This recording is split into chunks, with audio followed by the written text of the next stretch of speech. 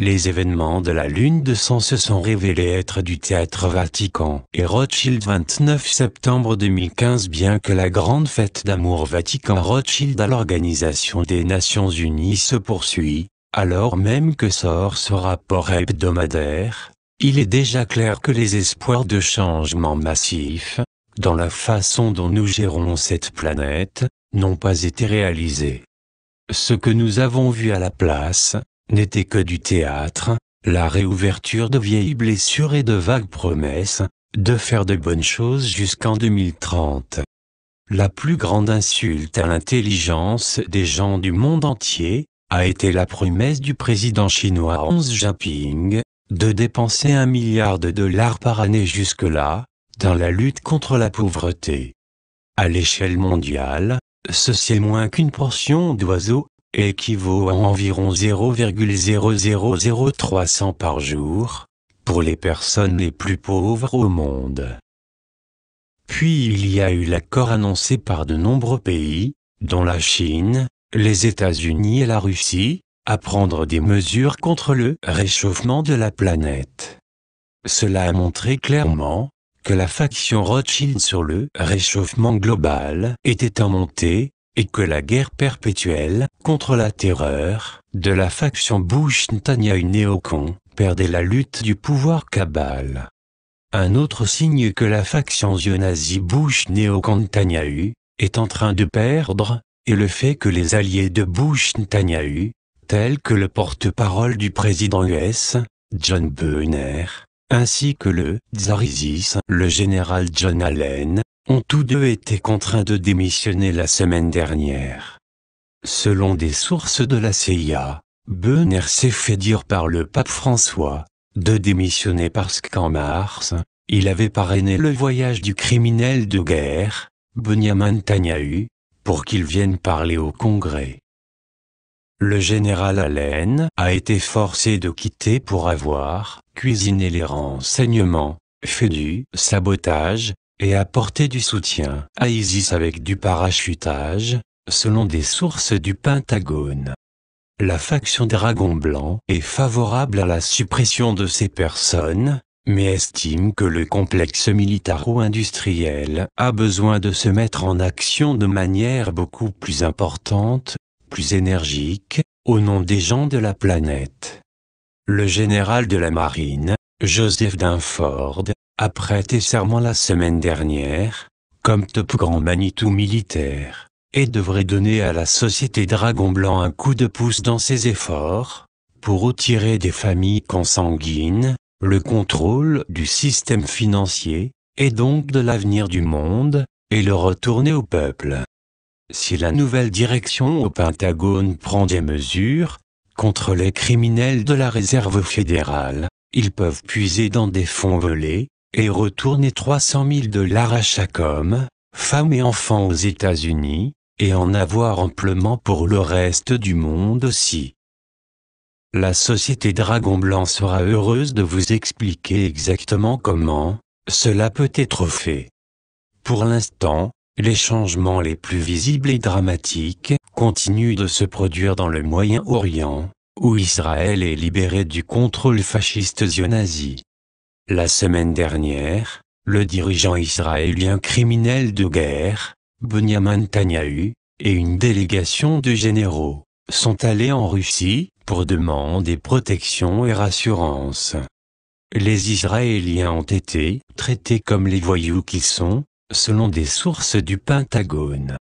Les Israéliens se sont fait dire qu'une grande partie de la population d'Israël était d'origine russe, et qu'il n'y aurait pas de danger pour les citoyens d'Israël, en cas de renversement des yeux nazis.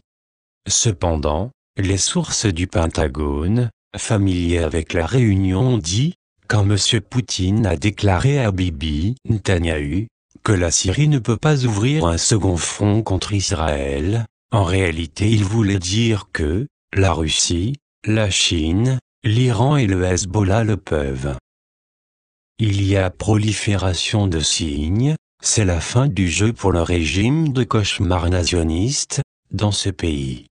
La Chine, par exemple, est maintenant pleinement consciente que, c'étaient des agents du régime Netanyahu, qui ont fait exploser la petite arme nucléaire à Tianjin, en août.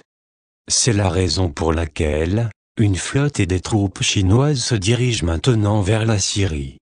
Le Hezbollah a également reçu 75 tanks, pour les utiliser contre le régime satanique en Israël.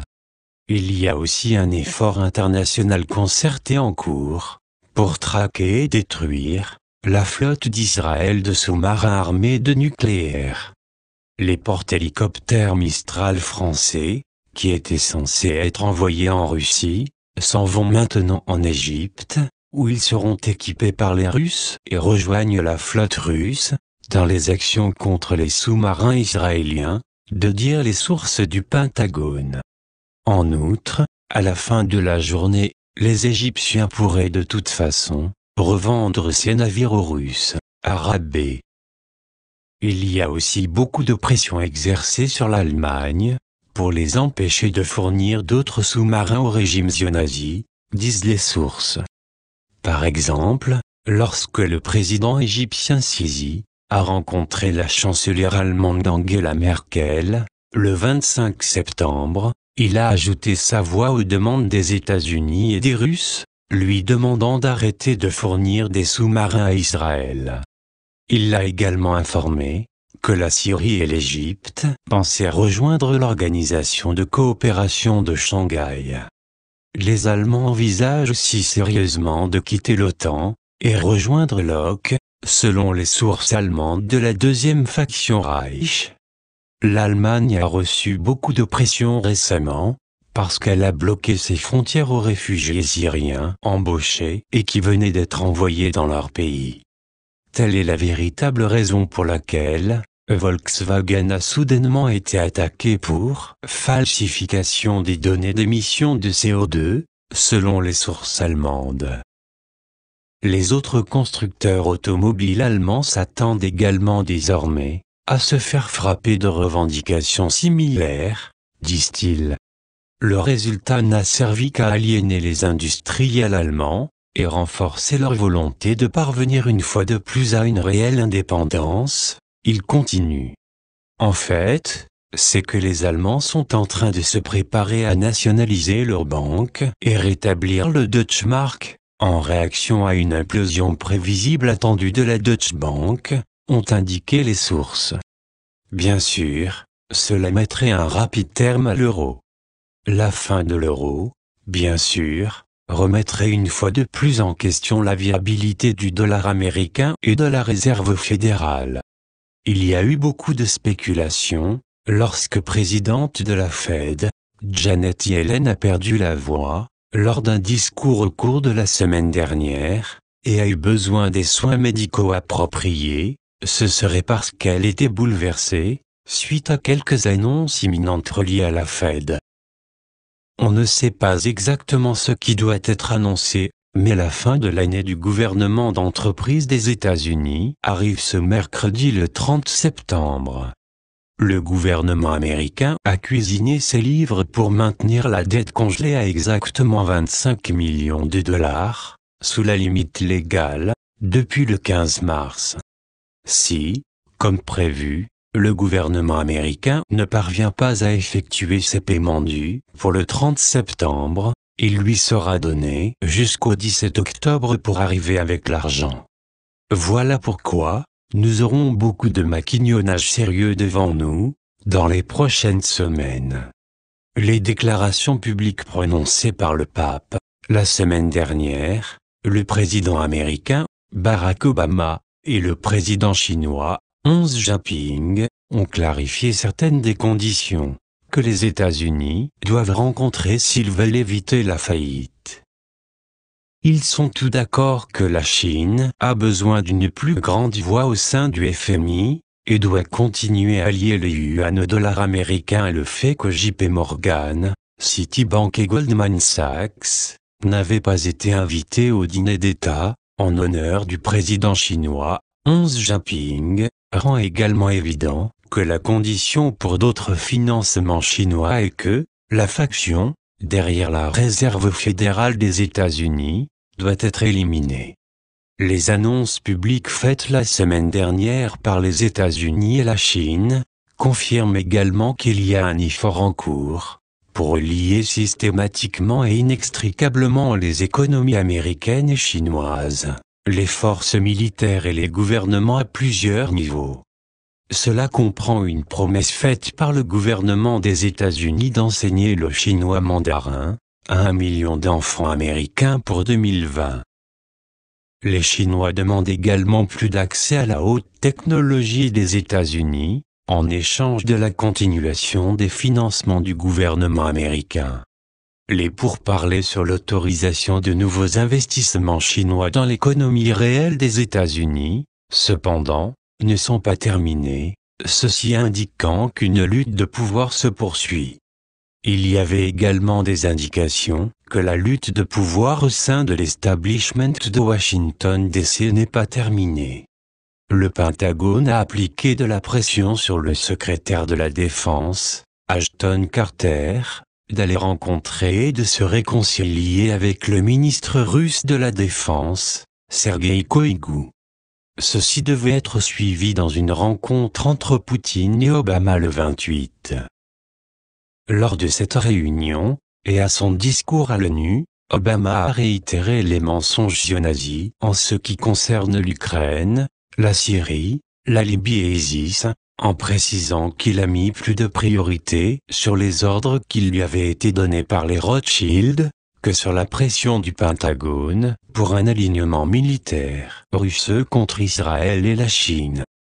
Pour en revenir à l'ONU, il y a encore de l'espoir que toute la réunion ne sera pas écartée, à l'instar d'une simple tête vide parlant à un festival. Tous les hauts dirigeants du monde qui ont parlé là sont d'accord sur la nécessité d'une action de grande envergure pour contrer la destruction de l'environnement et la pauvreté. Beaucoup ont également convenu de la nécessité de développer de nouvelles technologies énergétiques. Par exemple, M.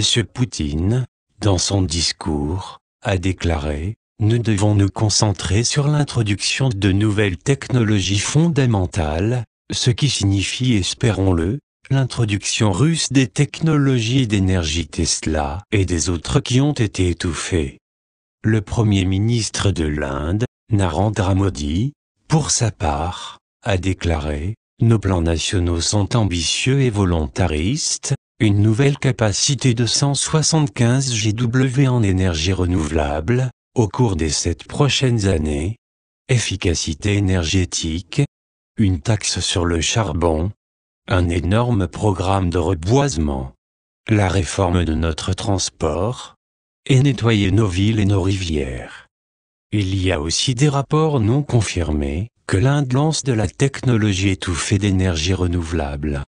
Si les différents chefs de file mondiaux de l'ONU étaient sérieux au sujet de la modification de cette planète, cela coûterait environ 3 milliards de dollars par année, pour mettre en œuvre les plans annoncés, comme le dit le dicton, l'argent parle, BS marche. La grande question reste sans réponse, est-ce que le nouveau système financier, et la libération de milliers de milliards, par-dessus milliards de dollars, seront annoncés bientôt? Selon les Illuminati gnostiques, si cela ne se produit pas, la révolution va démarrer à partir du plus haut sommet de la pyramide. Traduction Estelle P.